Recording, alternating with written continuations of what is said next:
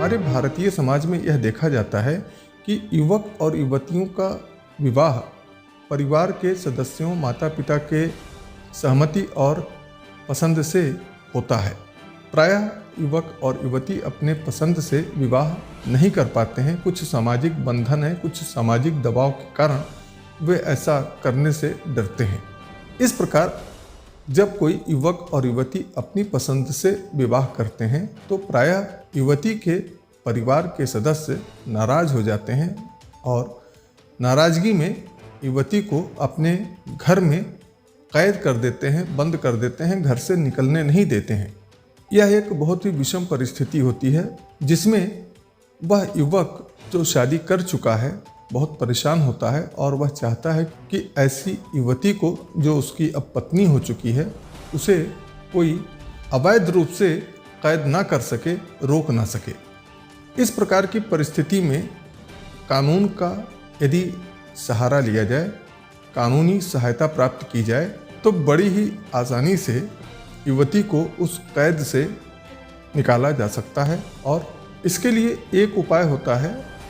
माननीय उच्च न्यायालय के समक्ष बंदी प्रत्यक्षीकरण के रिट के लिए याचिका दाखिल करना,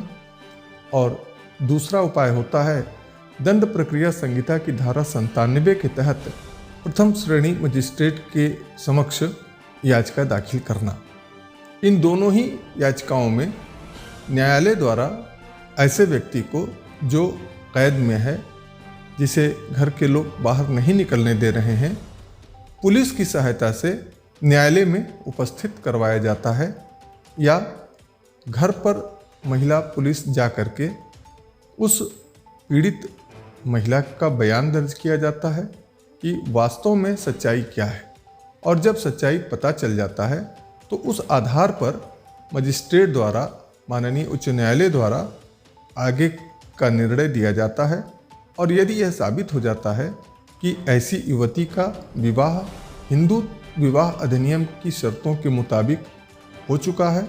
और अब वह उस युवक की पत्नी है और वह युवती अपने पति के साथ रहना चाहती है, तो न्यायालय अपने आदेश द्वारा उस युवती को युवक के पास जाने का आदेश पारित कर देती है। तो इसलिए जब भी कोई युवक युवती इस प्रकार का विवाह अपनी पसंद से कर लेते हैं तो उन्हें परेशान नहीं होना चाहिए, बल्कि न्यायालय की मदद लेनी चाहिए, कानून की सहायता प्राप्त करनी चाहिए और अपने अधिवक्ता के माध्यम से न्यायिक उपचार प्राप्त करना चाहिए।